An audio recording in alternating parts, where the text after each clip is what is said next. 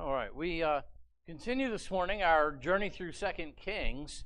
How many of you remember where we left off last week? How many of you were here last week and you know right where we left off? Come on, I was on vacation and I remember. Actually, I'm still technically on vacation. So last week we left off with Elijah being carried to heaven in a whirlwind as he was riding upon a chariot of fire that was being pulled by horses of fire. Remember, a very dramatic moment, very picturesque kind of a deal. And so we have spent about 5 weeks talking about Elijah, but this series we call it the prophets Eli. There are 2 prophets whose name begin with Eli, and we want to focus now. The story kind of just picks up, continues, pivots from the stories of Elijah, who is kind of more familiar to us. He's more popular. And the stories shift to the stories of the prophet Elisha. Now, there are a lot of similarities in their name. And so if you hear me from sometimes say Elijah, I'm not talking about Elijah. Just go ahead and hear Elisha. I'm going to do my best to keep this straight.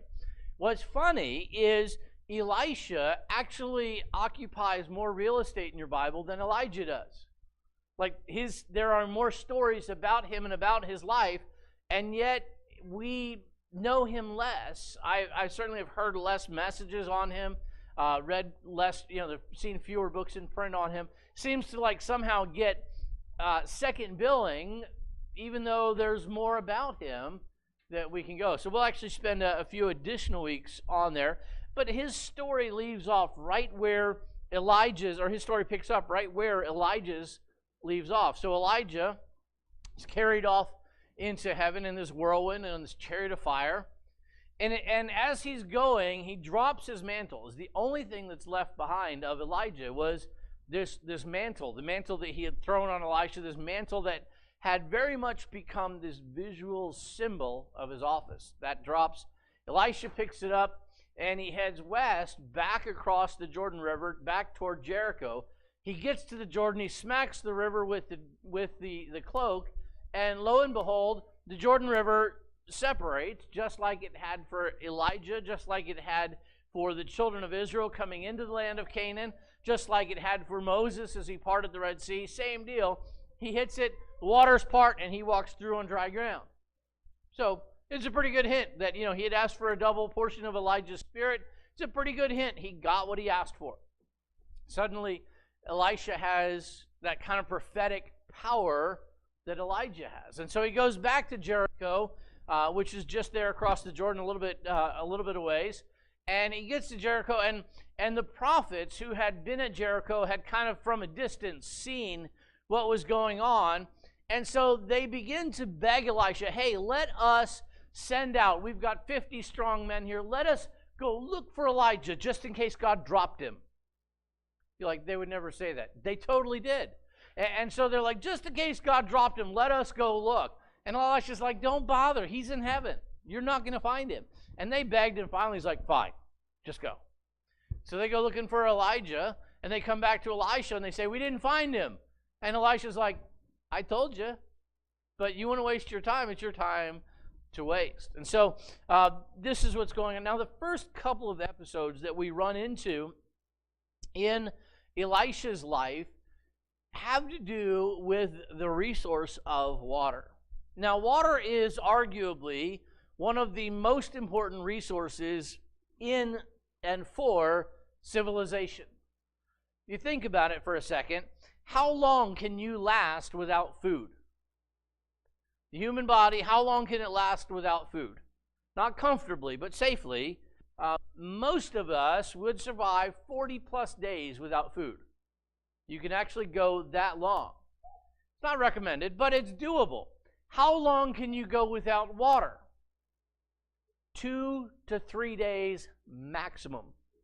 If you do not drink within 2 to 3 days, your body will dehydrate and die. That makes water more important than food. Now, that would be a shock in our culture, wouldn't it? Since most of us only drink our water filtered or carbonated. That would be coffee or soda.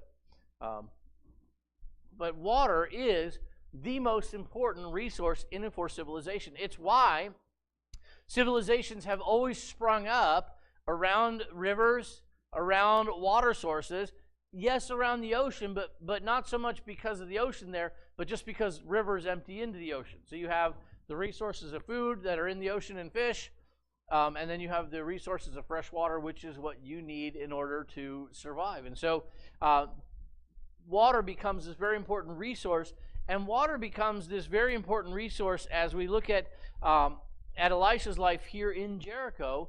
We find it very early on, and so we're going to be in 2 Kings chapter 2, as Elisha begins his prophetic ministry in earnest. The men who were there in the city, the prophets primarily, came to Elisha and they said, Elisha, the city of Jericho is pleasant. Let's look at it in verse 19. The men of the city said to Elisha, please notice the situation of the city is pleasant, as my Lord sees, but the water is bad and the ground is barren. Now, travelers have long agreed on, have long reported that the situation, the setting of the city of Jericho is a very pleasant one. It's in a plain, it's got some mountains, it's got the Jordan River. It's a very nice kind of area. There are there are some palm trees around, and just a lot of the things that you want, it has. Granted, it's a little warm there for most of us, but most travelers in the Middle East find Jericho to be a fairly pleasant place. Now, the water in Jericho, you would think in our mind, we see Jericho right on the banks of the Jordan. It's actually not. It's set back a ways. And the water for the city of Jericho actually comes from the mountain springs that are just near it. The nearest, they're about 2 miles away, give or take. And so they end up having to transport water to and from the city, always have. The mountain springs are, they kind of bubble up out of the ground, form kind of like a pond. We'd call it probably a wadi today. And then they eventually kind of drift in little rivulets down to the Jordan River. And so they do feed into it. The water around Jericho, though there is a fair bit of it, is not the most pleasant water. And then it's sometimes been referred to as barren water or sick water. A lot of that water it percolates down through the mountain or up through the mountain, and it's very mineral laden. It's brackish. It's just bitter, and it's not necessarily something you want to drink unless you absolutely have to. It's nasty.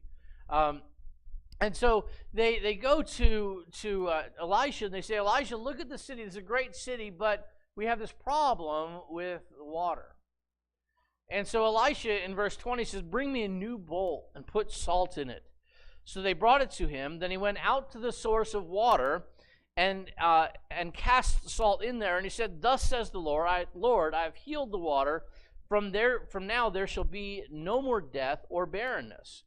So the water remains healed to this day, according to the word which Elijah spoke. Now we think about the water that's there today, and actually we have a fair idea of where this is. It's a wadi that's called Ain el Sultan, or the spring of the Sultan. It's the largest, and it's the largest body water that's right there. It's the largest of the springs, and to this day, it actually is a fresh spring. Has clear water, and people who've gone by there have noticed that this is a large, beautiful, and sweet, pleasant source of water, that even in the driest of times, there's still water to be found there and greenery to be found growing around it. It's been just this large, perpetual, good source of water all the way up to this day. So when Elisha says it's healed because God said it's healed, guess what? It was healed. Elisha purified the water. If you have your bulletin there, that's the first line. I should probably get that out so I know what you're looking at. Elisha purifies the water, and it has remained pure to this day. And that brings us really to the end of that first story. It was just kind of a small thing, but it proves or demonstrates Elisha's kind of a prophetic power. People are seeing Elisha has inherited the office of Elijah, that Elisha is going to be that new kind of top prophets in the country. He has this power that people are accustomed to seeing in Elijah, but aren't necessarily accustomed to seeing in him. We skip down to 2 Kings chapter 3. You can read the end of chapter 2 there if you want, but as we skip down to chapter 3, and it really is the bulk of the whole chapter here, we find that Elisha actually provides water. More specifically, God provides water through Elisha. I guess would be a better way to say that, but it worked with my outline to say Elisha provides the water. He was the one who said it was coming, and it did. So you can take it either way, right? But Elisha provides water. Now, we talked last week, and if you weren't here, that's fine, because I'm going to recast it. If you recap it, if you were here, you've probably forgotten. That's fine. Jehoram was the new king. We talked a lot of Elijah's ministry. He was dealing with a wicked king by the name of Ahab. Toward the end of Elijah's ministry, Ahab died, and Jehoram, his son, came to the throne. After Jehoram came to the throne, one of the problems that we observed him having, and is going to be restated for us here in 2 Kings 3, is that the people of Moab revolted against him. Now, Moab, it was an interesting arrangement that they had there. Back in the time of David, and this goes back quite a number of years, King David actually was able to defeat the Moabites and made them tributaries. And so they had to send money and resources and sheep to Israel. Solomon continued that as he continued to really build the Jewish kingdom and exacted pretty heavy taxes from the Moabites. After the death of Solomon, Rehoboam and Jeroboam split the kingdom of Israel between them, and Moab found the opportunity they needed to reassert their independence, and they did. And that existed for a while because Rehoboam and Jeroboam, they had bad blood between them. They were squabbling between the two kingdoms of Israel, and neither of them were in the place to go conquering anybody. Fast forward a few years, the northern kingdom of Israel with the 10 tribes, the larger of the two kingdoms, a man named Omri came to the throne. Omri was Jehoram's grandfather. Omri was a warrior king, and he was finally able to go out and re-defeat the Moabites and remake them into tributaries. And so they were sending stuff to Israel. Ahab, Jehoram's father, continued that arrangement. But as Jehoram came to the throne, the Moabites decided, we think this guy may be the one that we can get out from underneath. And they reasserted their independence.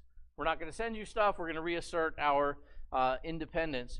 And so that's kind of where we find going on there. If you look into verse 4, now Mesha, king of Moab was a sheep breeder, and he regularly paid the king of Israel 100,000 lambs and the wool of 100,000 rams.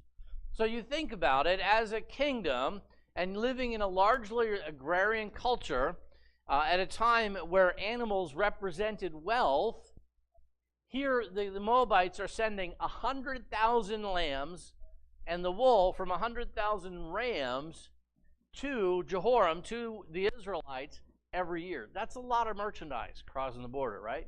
Even if you don't know what the going price of a lamb is, 100,000 of them, that's money. Even if you don't know how much wool is on, a ram, to know how much wool they're sending over, at 100,000 rams worth of wool, that's a lot of wool. And so Jehoram has a real political problem that is brewing here with the Moabites saying, we're going to be independent and we're not going to send you anything. All those lambs, we're going to keep them for ourselves. All that wool, we're going to keep it for ourselves. And so Jehoram had this political problem as a king. This is an issue. This is loss of revenue. This is loss of stature. This is loss of influence. This is, it's a loss. And so Jehoram has a plan for how he is going to solve this. First thing he does is he sends word down to Judah, to King Jehoshaphat, who is the king of Judah at that time. And he says, look, we're all Israelites. We're all Jews. You're like us. We're like you. The Moabites have decided they don't want to pay tribute anymore. Now, to be fair, Jehoshaphat wasn't getting 100,000 lambs or 100,000 rams worth of wool. In fact, I think Jehoshaphat was probably getting just about nothing. This didn't really affect him a lot. Okay, so you're losing income, you're losing influence. Why is this my problem? But Jehoshaphat was a pretty decent guy, and so he agreed to help Jehoram. He said, I'll come up, I'll bring some armies, and we'll go ahead and we'll attack the Moabites.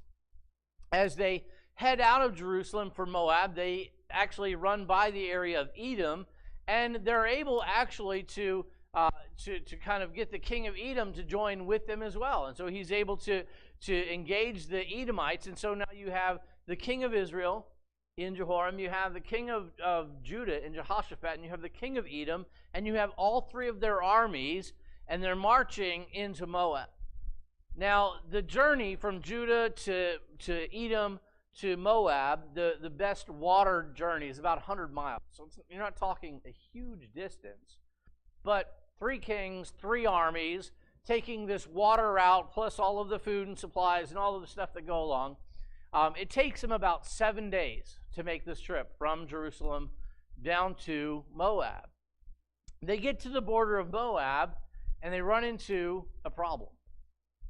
This solution kind of grinds to a very dry and dusty halt very quickly. They get to the border of Moab, and guess what they don't have anymore? Water. They don't have any water. All of the water resources that they had, all of the water resources that they knew about were along the way to Moab. Now they're here, and there's no water. And Jehoram is such a great guy. He's such a natural leader that he turns to the 2 other kings who are there, and he says this: God brought us together to kill us. Now, if I were Jehoshaphat, I'd be going, no, stupid, you brought us together. That's just me. I'm not a king, so what do I know? But isn't it interesting, when something goes right, we take credit, and when something goes wrong, we give God the blame. You ever notice that? You ever been there? And I know we're like, no, I would never do that. No, you totally do. I do too. It happens. God is, I'd say he's used to it. I don't think you ever get used to that. Somebody else stealing the credit and shifting the blame. None of us like it when, we do something and our coworkers take credit for it, or they blow something up and they blame us. We're not real keen on that, but that's how sometimes we treat God. And so Jehoram is like, oh, look, this is all God's fault. He brought us together to kill us all. And Jehoshaphat says, well, is there a prophet that we can talk to? Jehoram, I know you didn't plan obviously real far ahead because we're here and there's no water, and you think we're all dead, and this is your idea. Is there a prophet that we can talk to? Guess who just happened to be traveling with Jehoram and with his armies? Elisha. And so the Jehoram's staff tell him that Elisha is in fact there. And so he calls Elisha, and Elisha comes. And so Jehoram says to Elisha, the first thing that comes to mind, God brought us all together to kill us, didn't he? I think Elisha's like, no, stupid, you did that. But probably Elisha didn't do that. Actually, what Elisha said is, I wouldn't even be here if it weren't for Jehoshaphat. He said, you would not see my face if it wasn't for that I had some respect for Jehoshaphat. So you can see that the relationship that Elijah had with Ahab, that kind of got handed down to their successors, that Elisha and Jehoram didn't have a particularly great working relationship, shall we say, between prophet and king. He said, I wouldn't even talk to you, but Jehoshaphat's here, so I'm going to talk to him. You called me, I'm going to talk to him. And so he kind of pivots and he talks to Jehoshaphat. And he says to Jehoshaphat that you're not going to do anything, that you're not going to see rain, you're not going to dig a well, you're not going to do anything, and you're not going to see anything, but tomorrow morning there's going to be water all over the place. And because that's just a little thing for God, he's also said that he'll give you the victory. That you're going to defeat the Moabites, and you're going to charge into Moab, and you're going to overthrow all of their strongholds and all of their cities. And Elisha leaves. Hours kind of begin to tick by. No water, no clouds, no rain, no magical, mystical waterfalls, nothing. Goes to dark. Get through the night, still dry, still hot. Next morning, they start making the morning sacrifices. They look out, and lo and behold, the valley where they're situated, there are trenches of water just everywhere. Just like God said, you're not going to see rain.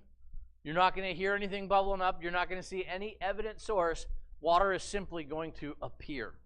And any hole big enough to hold water was holding water. And so there was plenty of water to go around, and Jehoram and his army, and Jehoshaphat and his army, and the king of Edom and his army, they were able to get all the water they needed for their men. They were able to get all the water they needed for their animals. They were refreshed by this water.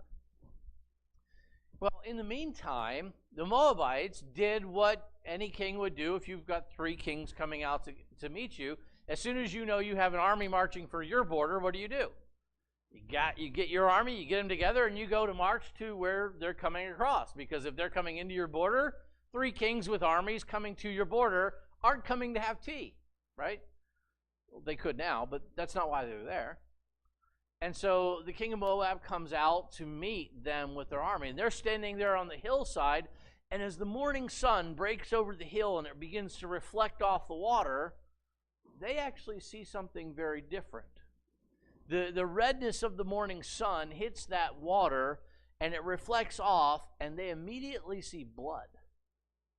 And they don't think, because it hasn't rained, and there is no water sources in the area that they are, so they immediately think, these aren't pools of water that God put out there for the children of Israel. These are pools of blood. And their immediate thought is these 3 kings, who don't really get along that well with each other on a normal basis, have gotten together, they had a fight in the middle of the night, and their armies clashed in the middle of the night and killed each other, and this is just blood all over the battlefield. It's actually not a bad piece of reasoning. You see red, 3 kings with armies who don't like each other. Maybe they just went ahead and took care of themselves. And so the Moabites decide that that's what has happened, and so they say, hey, go get the spoil. Because as a king, if you can get like an army's worth of gear, it's not a bad day, right? And so they're like, hey, go get all the spoil. And so the Moabite army, they run down to get all the spoil, and what do they run into? The combined armies of Israel and Judah and Edom, who are not dead, and they're not fighting each other. They're just standing there waiting as the Moabites come running down the hill. Now, think about this for a second. Even if you don't know military history or military tactics, do you suppose that an army running to get spoil and an army charging into battle are 2 very different things?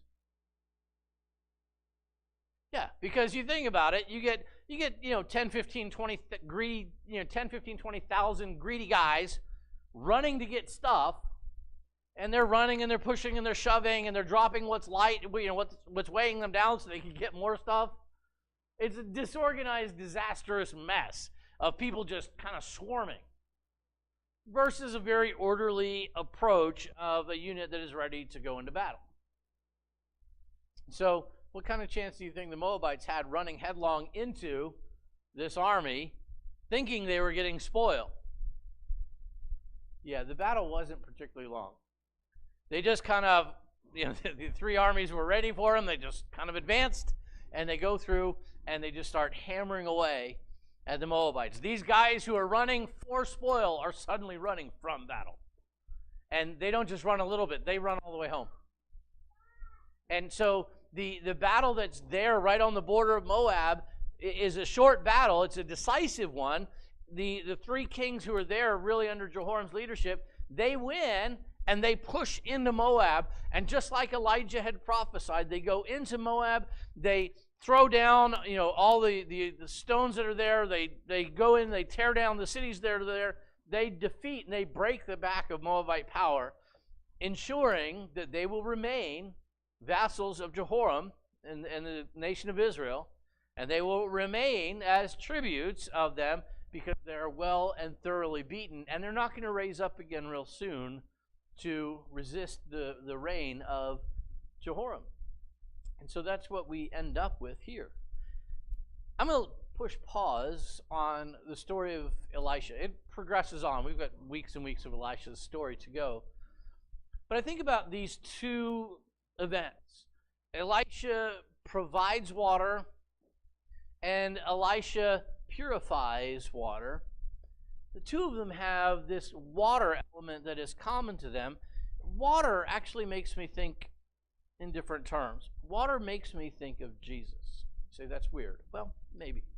But if you'll remember in John chapter 4, Jesus was sitting by a well outside of the city of Samaria, about the same area actually that Jehoram and his army would have been coming from. Sitting there, well, outside of the city of Samaria, he was talking to the Samaritan woman. She was there midday, not the best time to gather water, and he was dealing with her. She was there because she was thirsty, right? That's why you go get a drink. When you go get water, you're there because you're thirsty, especially if it's in the middle of a Middle Eastern day and it's hot and you're there because you're thirsty. And Jesus made the statement to her in John chapter 4 and verse 13. Whoever drinks of this water will thirst again. That's not news. But whoever drinks of the water that I shall give him will never thirst.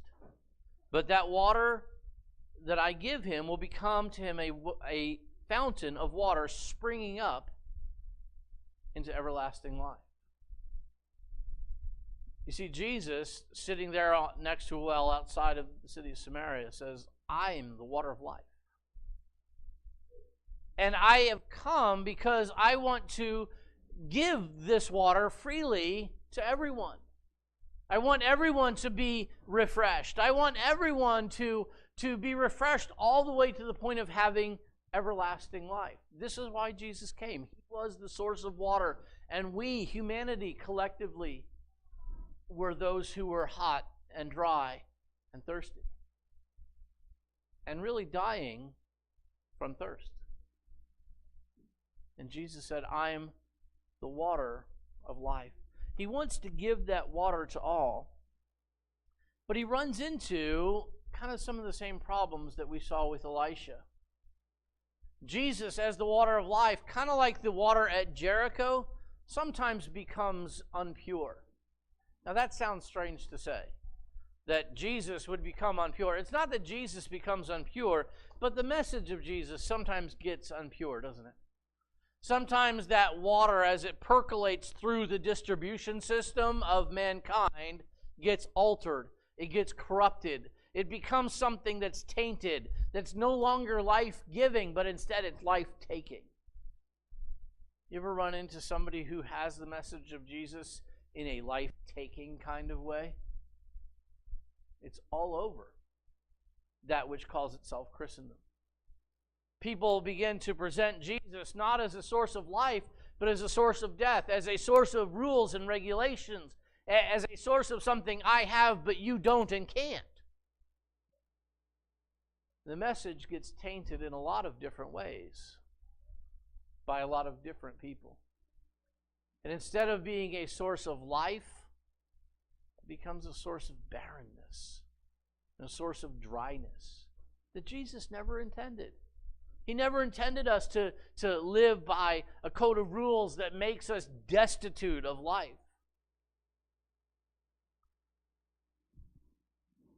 But sometimes we take the message there. Sometimes it is us. Hopefully, most of the times it's somebody else. But the distribution system sometimes taints the water. What do we do when that happens?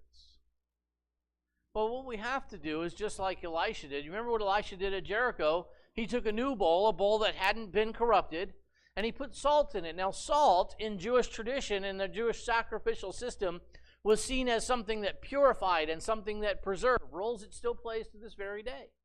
And he took that salt and he cast it into the water. You remember the times that Jesus looked to the disciples who were gathered around him, and he says, you are the salt of the earth. Remember those moments? He was speaking to his gathered disciples. That message relays from generation to generation all the way down to us. You are the salt of the earth. Our role in this is to be the ones who are cast into the message and purify it and preserve it. We're supposed to be the ones who take the living water of Jesus and make sure that it is preserved, make sure that it is cleansed of anything that might taint it, so that we can present it to the people around us as something that is pure and life-giving. That's our responsibility. That's kind of a heady one to say, I'm going to preserve and protect and purify the message to make sure what the people around me get is something that's actually refreshing. What the people around me get is something that could actually change their life, could actually save their life, could actually protect and preserve their life rather than take it away.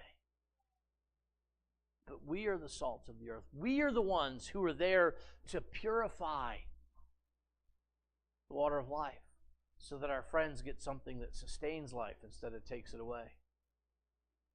It drives me to no end when I see Christians who live their lives in such a way that the gospel and that a relationship with God through Jesus is presented as something that sucks life out of you. Because that's not the Jesus, one, that I know. Two, it's not the Jesus who said, I am the water of life. I am here to sustain life and to give you life.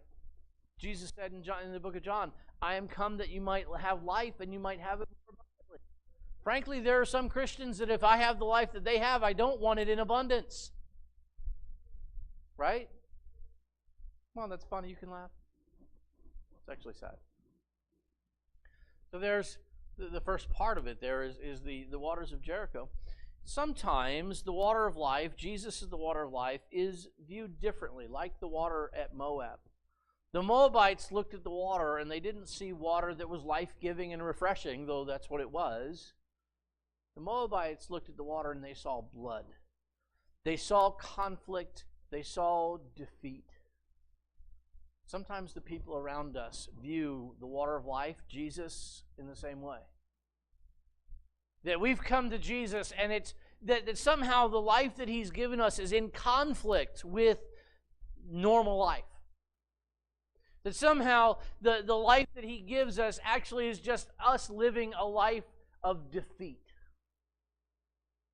Now, is that true? No. He's come and He's given us life that is life-giving and refreshing. But from the outside looking in, sometimes it doesn't look that way. Because as much as we say, Christianity is not, a set of rules and a bag of tools, there are rules and there are tools. There are things that we may look at and we'd say, I could do that. Paul said, all things are lawful for me, but they don't all build up. It's not expedient. So we look at certain facets of life that our friends and neighbors may indulge in, and we go, I'm just not going to go there. Well, why don't you do that? Because I have a relationship with God, and I think that might actually damage it, and I don't want to.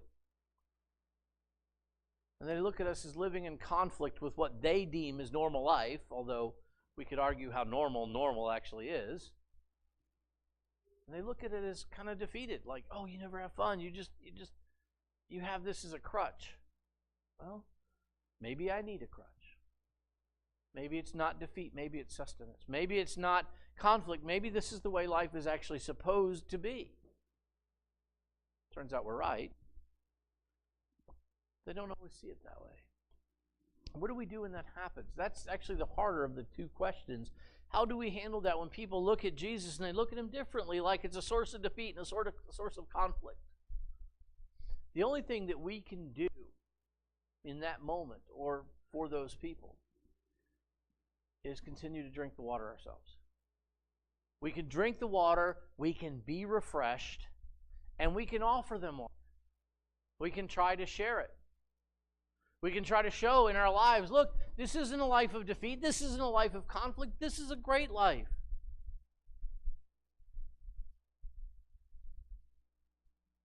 I want to share it with you. We can continue to show that it's really water, it's really life-giving. We can continue to share it, but we can't force them to drink it. You can't force the people around you to change their perspective. You can't force them to change the way they view Jesus. You can't force them to accept Jesus. All you can do is enjoy Jesus to such an extent that they actually wanted to. That's all you can do. The army at Moab had no more water than the army of Israel when they were there on the border. Difference being, God gave the Israelites water that the Moabites needed too. So we can continue to purify the water. We can continue to provide the water the same way that Elisha did at Jericho and at Moab. Isn't it convenient, you think, that Elisha just happened to be with Jehoram's army? Do you think it's kind of coincidental?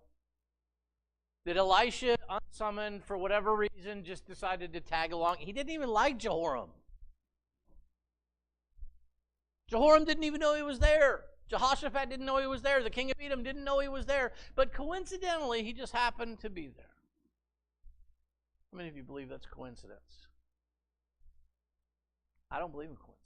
I think it's very providential that God directed Elisha to be there because he knew Elisha was going to be needed to preserve life, to deliver his message, to make sure that the people received the water they needed. It wasn't coincidental that Elisha was there. It was providential. And the same is true in our lives. It's not coincidental that we are where we are. The people that we know, the jobs that we have, the activities that we're involved in, none of that's coincidence. If God is directing our life, it is all providential. And He has us there, refreshed with water, so that we can share that water with people who need it.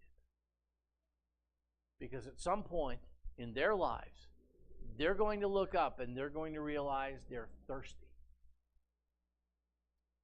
And if we're supposed to be, if we are where we're supposed to be, when they look up and realize they're thirsty, we'll be standing there with a cup of water that we can hand to them. Pretty heady roles that we see in Elisha. To purify the water, to provide the water, remembering that Jesus is the water of life. Father, we love you. Thank you that Jesus is, in fact, the water of life. Lord, I thank you just for myself, that many years ago I drank of that water, and it refreshed me, and it gave me everlasting life. Father, I pray for all of us this morning. I believe there are some here who have not drunk of that water, who have not been refreshed, and who have not received everlasting life. Father, it's my hope this morning that we would all do that we would all know that. And Father, we know that gathered around us here in Rentham, Franklin, Plainville, North Attleboro, the towns that we come from in Cumberland, Woonsocket, are untold hundreds of thousands of people who walk through in a barren existence, who are hot, who are dirty, and who are dying of thirst. Father, would you help us to see ourselves as those who carry the water? Help us to purify it so the water we present is 100% Jesus, not mixed with our opinion, not mixed with our laws, not mixed with any of our corruption, but purified. And something that we can provide then to the people around us, whose lives we're involved in, not of coincidence, but because you've placed us there, you've allowed us to be there. For people who are thirsty, who might suddenly recognize their thirst, that we can provide that water to them. Help us, Father, to be like Elisha. Thank you in Jesus' good name.